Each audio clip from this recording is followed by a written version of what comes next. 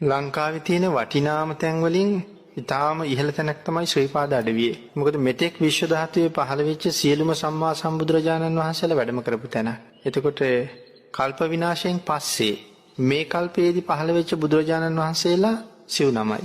කකුසඳ, කොණාගම, ආශ්‍යප, ගෞතම කියන සම්මා සම්බුදුරජාණන් වහන්සේලා.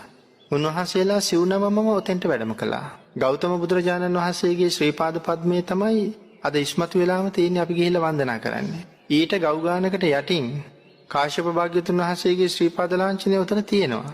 ඊට ගෞගානකට යටින් කොණාගම භාග්‍යවතුන් වහන්සේගේ ශ්‍රී පාද සලකුණක් තියෙනවා. ඊට වඩා බොහොම යටින් කකුසඳ භාග්‍යවතුන් වහන්සේගේ ශ්‍රී පාද පද්මයත් උතන තියෙනවා.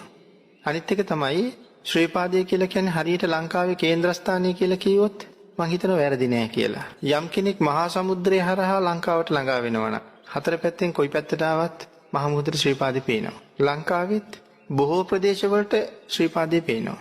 උදේ පාන්දරට සැලකිල්ලෙන් බැලුවොත් දකින්න පුළුවන්. ගම්පහ ප්‍රදේශයේ ඉඳලා බැලුවත් උදේ පාන්දරට ශ්‍රී පාදේ පේනවා. ඉතින් ලංකාව වටේම කොහෙන් බැලුවත් ශ්‍රී පාදේ බොහොම දුර වුණාට ඈතින් පේනවා. රටටම දිස් වෙනවා කියලා කියන්නේ ඒක රටේ කේන්ද්‍රස්ථානයේ වගේ. ලංකාවේ මහා ගංගා නැහැ. ඒ වුණාට ලංකාවේ ප්‍රධාන ගංගා හතරක් තියෙනවා. මහවැලි, කැලණි, කළු, වලවි.